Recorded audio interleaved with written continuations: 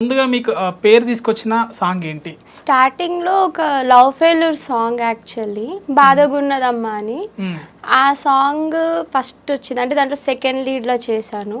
తర్వాత 'కొత్తంగా లగ్గమాయి' అని ఒక folk song 5-6 millions hit song, first song అది హిట్స్‌లో. తర్వాత 'నిండు పున్నమి వేళ' అది అనుకోకుండా చాలా అంటే చాలా హిట్ అయింది. ఎట్లా అంటే మొత్తం ఎక్కడ చూసినా అదే సాంగ్. అండ్ తర్వాత మళ్ళీ కొన్ని డేస్ తర్వాత ఇంకొక హిట్ ఏంటంటే 'ఆగమ్మ ఆగరాదే'. అది నార్మల్ వర్షన్ ఎలా అయితే హిట్ అయిందో డీజే వర్షన్తో ఇంకా ఎక్కడికో వెళ్ళిపోయింది, మంచి హిట్ పడింది. ఫస్ట్ 'నిండు పున్నమి వేళ' కదా, 'నిండు పున్నమి వేళ' అసలు ఎలా వచ్చింది ఆఫర్? అది నార్మల్గా సాంగ్స్ చేసేటప్పుడే ఛానల్ ఆయన ఫోన్ చేశారు, ఎవరైతే ఆ ఛానల్ పర్సన్ ఉన్నారో, ఇట్లా ఒక సాంగ్ ఉందండి అంటే ఓకే అండి వస్తా చేస్తా అని చెప్పాను. వెళ్ళాము, షూట్ అయింది. అది అంత హిట్ అవుతుందని ఎవరు ఎక్స్పెక్ట్ చేయలేదు, బట్ సాంగ్ అయితే చాలా బాగుంది. విన్నప్పుడు మా అందరికి అనిపించింది, అరే మంచి సాంగ్ చేస్తున్నాం, హిట్ అవుతుంది అనుకున్నాం, కానీ ఇంత బ్లాక్ బస్టర్ అవుతుందని ఎక్స్పెక్ట్ చేయలేదు. అంటే లిరిక్స్ విషయంలో, కాస్ట్యూమ్ విషయంలో సెలెక్టెడ్గా ఉంటారంట. అంటే ఎలా జడ్జిమెంట్ ఎలా ఉంటుంది మీకు సాంగ్స్ పైన? అంటే ఇప్పుడు వాళ్ళు చెప్పిన విధంగా మనం ఇప్పుడు ఒకే సాంగ్కి ఒక కాస్ట్యూమ్ వేసుకోవాలన్నట్టే చూస్తా. కొంతమంది ఏంటంటే రిపీటెడ్ వేసుకోమంటారు, బట్ ఆ లుక్ మనకు డిఫరెంట్ అనిపించదు కదా. సో ఏంటంటే ఏ సాంగ్కి ఆ సాంగ్కి తగ్గట్టు కాస్ట్యూమ్స్ ఇంట్లో వాళ్ళు డిజైన్ చేసి నాకు పంపించేస్తారు. అంటే ఛానల్ వాళ్ళ రిక్వెస్ట్, కొంతమంది విలేజ్ లుక్ అడుగుతారు, వెళ్ళి ఆ లుక్లో షాపింగ్ చేసి దాన్ని స్టిచ్చింగ్ చేయించి ఇంకా అట్లా వేసుకుంటా. గ్రాండ్ అడిగినప్పుడు గ్రాండ్గా, అంటే వాళ్ళకి తగ్గట్టుగానే నేను కాస్ట్యూమ్స్ తీసుకుంటా, కానీ నాకు నచ్చినట్టు నేను తీసుకెళ్ళాను ఎప్పుడు కూడా. మీకు కోపం ఎక్కువ అంట, మీ జ్యువెలరీ బాక్స్ పగల కొడతారంట. ఎవరిది? జ్యువెలరీ బాక్స్ కోపం వస్తే అంటే ఉంటుంది కదా, మేకప్ కిట్ లాంటివి, అది విన్నాను. ఎలా జరిగింది, ఎక్కడ జరిగింది, ఏ షూట్లో జరిగింది? ఐ థింక్ ఫుడ్ విషయంలో లేట్ అయినందుకు ఒక్కసారి ఎవరు నర్వలేక అలా రియాక్ట్ అయ్యునుంటా, నాకైతే గుర్తులేదు. నిజం చెప్పండి. అయ్యో నిజంగా నాకు ఆకలి వేస్తే నేను వెయిట్ చేయలేను. అంటే ఈవెన్ నేనే స్నాక్స్ అన్ని క్యారీ చేసుకుంటాను. బ్యాగ్ ఓపెన్ చేస్తే సగం స్నాక్సే ఉంటాయి, డ్రై ఫ్రూట్స్ కానివ్వండి, ఫ్రూట్స్ కానివ్వండి, అంటే చిప్స్ అవి కాదు, హెల్దీ ఫుడే ఉంటుంది. ఆకలి వేసిందంటే ఆగలేను, తినేస్తా. నార్మల్గా మీరు అన్నీ ఆర్డర్ చేస్తారంట, ఆర్డర్ చేసి అన్ని తిందాం అనుకుంటారు, అక్కడ టేస్ట్ చేసి అక్కడ పక్కన పెట్టేస్తారట. ఎందుకలా? ఎవరు చెప్పారు? తెలుసుకుంటాం కదండి. ఇది ఎక్కువ అడుగుతుంది, ఇది తక్కువ అడుగుతుంది. మరి అటువంటిప్పుడు ముందే ఎందుకు అన్ని ఆర్డర్ చేసుకోవాలి? అంటే ఆకలి ఎక్కువ వేసినప్పుడు తక్కువ తింటారంట అంటే ఏదో అనుకున్నా, అది నిజమని నా నుంచే తెలిసింది నాకు కూడా. నేను తింటా, బాగానే తింటా, కానీ వేస్ట్ చేయను, లిమిట్గా తింటా. ఒకవేళ మిగిలిన షేర్ చేసుకుంటా కానీ పడేయను, వేస్ట్ అయితే చేయను. సో అంటే 'నిండు పున్నమి వేళ', 'ఆగమ్మ ఆగరాదే', 'రాదమ్మ', ఈ పాటలు కూడా అంటే డ్యాన్స్ రాదంటే, అంటే మెలోడీస్గా ఉంటాయి కదా, డ్యాన్స్ ఎప్పుడు నేర్చుకున్నారు? డ్యాన్స్ విషయానికి వస్తే స్టార్టింగ్లో చాలామంది అన్నారు తను ఓన్లీ ఎక్స్ప్రెషన్స్ చేస్తారు, డ్యాన్స్ చేయలేరు అన్నారు. కానీ ఎవరు కూడా అరే ఒకసారి తనతో ట్రై చేయిద్దాం, వన్ డే ప్రాక్టీస్ పెట్టి ట్రై చేద్దాం అని ఎవరు అనుకోలేరు. సడన్లీ నా డిగ్రీ ఎగ్జామ్స్ అయిపోయాక ఒక ఛానల్ వాళ్ళు కాల్ చేశారు. నేను ఎగ్జామ్స్ టైంలో నేను ఫోన్ చూసుకోలేదు, తర్వాత నేనే కాల్ చేశాను. సారీ అండి, ఏం అనుకోకండి, ఎగ్జామ్స్లో ఉండి నేను కాల్ ఆన్సర్ చేయలేదు, ఇది నా సిచ్యువేషన్ అని చెప్పాక ఆయన ఏం చేశారంటే నెక్స్ట్ డే షూట్ అన్నారు. అంటే వన్ డే ప్రాక్టీస్ పెట్టుకుందామమ్మా, మీరు వచ్చేసేయండి అని అంటే ఓకే అండి అని చెప్పి వెళ్ళాను. అక్కడ ఆది మాస్టర్ అని ఒక అన్నయ్య ఉన్నారు. ఆయన వెళ్ళంగానే ఫస్ట్ ఆయనకు ఆల్రెడీ తెలుసు నేను డాన్స్ చెయ్యను, బట్ ఏంటంటే ఒకసారి చేయిద్దాము, తను చేస్తుంది అని ఆయన ఒక చిన్న హోప్తో ఉండే. వన్ డే ప్రాక్టీస్ పెట్టించారు. చూసాక నీకు డాన్స్ వచ్చు కదా, నువ్వు ఎందుకు చేయట్లేదు అని ఆయన అడిగారు.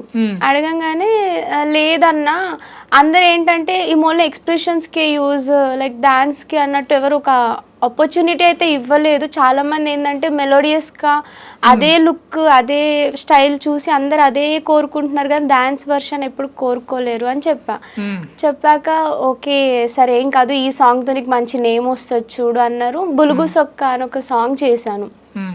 వన్ డే ప్రాక్టీస్, టీం అయితే నిజంగా నాకు తెలిసినందుకు నేను అలాంటి టీం ఎప్పుడు చూడలేదు, అదే ఫస్ట్ టీం. అంటే లైక్ వాళ్ళ రిసీవింగ్ కానివ్వండి, వాళ్ళ కేరింగ్ కానివ్వండి, ప్రతిదీ బాగుండే, నాకు బాగా నచ్చింది. నాకు ఫస్ట్ డాన్స్ నేర్పించింది ఆది అన్నయ్యనే నిజంగా. ఆయన నేర్పించడంతో తర్వాత ఫర్దర్గా వేరే సాంగ్ వస్తే దాంట్లో శేఖర్ వైరస్ అన్న ఉన్నారు. అంటే మీ గురువు గారు? నా గురువు గారు ఆది అన్న ఫస్ట్ నాకు డాన్స్ లో లైఫ్ ఇచ్చింది, నువ్వు చేయగలవు అని నన్ను ఎంకరేజ్ చేసి పుష్ చేసింది అయితే ఆది అన్న. వాళ్ళ టీమ్ ఎవరైతే డైరెక్టర్ వీళ్ళు ఉన్నారో వాళ్ళే పుష్ చేశారు నన్ను బాగా. లైక్ ఏంటంటే డిసెంకరేజ్ చేయలేదు. కొన్ని ఛానల్స్ ఎలా ఉంటారంటే ఆమె చేయలేదు తీసేయండి ఇంకొకరిని పెట్టుకుందాం అంటారు, అలా చేంజ్ చేసేసారు. చాలాసార్లు నేను అది సఫర్ అయ్యా. అంటే నా వెనక మాట్లాడారు, నా ముందు మాట్లాడలేరు, బట్ నాకైతే వినిపించింది. కానీ ఏంటంటే ఎందుకు సైలెంట్ ఉన్నా అంటే మనం వినలేదు, అవతల వాళ్ళు 100 చెప్తారు, మనం ఒకరిని జడ్జ్ చేయడం కరెక్ట్ కాదు ఎందుకు అని సరే అనుకోనియండి.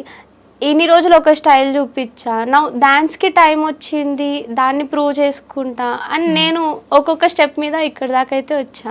మెయిన్లీ నాకు ఆది అన్న మంచి లైఫ్ ఇచ్చారు డాన్స్లో. స్క్రీన్ ప్రజెన్స్ విషయంకి వస్తే అంటే నేను లిఫ్ట్లో చూడగానే ఇంత చిన్నగా ఉందేంది అనుకుంటా, అదే పాటల్లో అయితే అలా లేదే. అంటే పాటలో పెద్ద అమ్మాయి లాగా కనిపించారు, ఇప్పుడు ఎంత మీ ఏజ్ ఎంత? 21.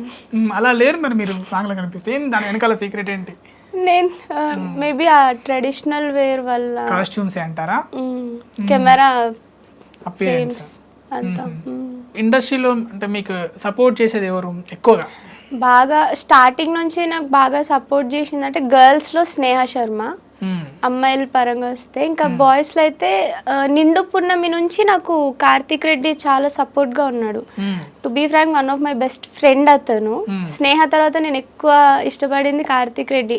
మంచి ఫ్రెండ్, మంచి సపోర్టర్. ఏదన్నా ఒకవేళ మిస్టేక్ అయితే లస్సీ ఇలా చేయి బాగుంటుంది అంటే లైక్ ఒక మంచి సపోర్ట్ ఉంటుంది ఇద్దరికి. ఇలా చేసుకుంటూ వెళ్తాం, ఇద్దరు స్క్రీన్ ప్రెజెన్స్ చాలా బాగా వస్తుంది. ఇంకా చాలా మంది ఉన్నారు, ఇంకా ఫ్రెండ్స్లో కూడా రోహిత్, చాలా మంది ఉన్నారు లైక్ బ్యాక్ నుంచి పుష్ చేసిన వాళ్ళు. కొంతమంది చేసినట్టే చేసి లైట్ తీసుకున్న వాళ్ళు కూడా ఉన్నారు. ఓకే, ఒక అమ్మాయి ట్రెడిషనల్ ఫ్యామిలీ నుంచి ఒక అమ్మాయి ఫోక్ ఇండస్ట్రీకి, సినిమా ఇండస్ట్రీకి వస్తుంది అంటే ఎంతో కొంత ఇన్సెక్యూరిటీ ఫీల్తో ఉంటుంది. సో అంటే మీ కెరియర్లో కూడా అంటే అటువంటివి జరిగినాయి, అందుకోసమే సెలెక్టెడ్గా ఉంటారు మీరు అని తెలిసింది. అంటే ఏమైనా విషయాలు జరిగినాయి అంటే ఇంతకుముందు చెప్పనివి కాకుండా ఇంక అది దాంతోపాటు ఇంక వేరే చెప్పినా పర్లేదు? యా, యాక్చువల్లీ ఫ్యామిలీ ఫస్ట్లో నేను అనుకోలేదు ఈ ఫీల్డ్కి అయితే వస్తాను, నేను ఎప్పుడు అనుకోలేదు.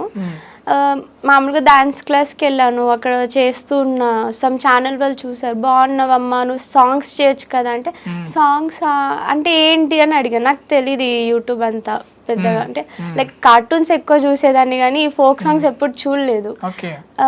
జానక్కవి రీల్స్లో చూస్తూ ఉండేదాన్ని, అరే ఎవరి మా బాగుంది మంచి ట్రెండింగ్లో ఉన్నారు అట్లా తనని చూసాను. కానీ తర్వాత తెలిసింది ఓకే తను ఒక ఫోక్ ఆర్టిస్ట్, ఫోక్ డాన్సర్ అంట, ఓకే అని అన్నట్టు అచ్చా ఇట్లుంటుంది ఫోక్ ఫీల్డ్, ఇట్లా సాంగ్స్ చేస్తారు, ఇట్లా హిట్ పడితే మనకు ఒక మంచి నేమ్ వస్తుంది, తర్వాత ఇంకా మంచిగా వాల్యూ ఉంటుంది అని తెలిసాక ఒక్కొక్క సాంగ్ చేసుకుంటూ ఇక్కడ దాకైతే వచ్చేసాను. అంటే ఎవరు ఇన్స్పిరేషన్ ఎవరు దీనికి మీకు? ఫ్రెండ్స్లో నేను ఎక్కువ ఇన్స్పైర్ అయింది కార్తిక్ని, జానక్కని చూసి బాగా ఇన్స్పైర్ అయ్యాను. జాను లిరి ఎలా ఉంటుంది బాండింగ్ మీకు? చాలా బాగుంటుంది.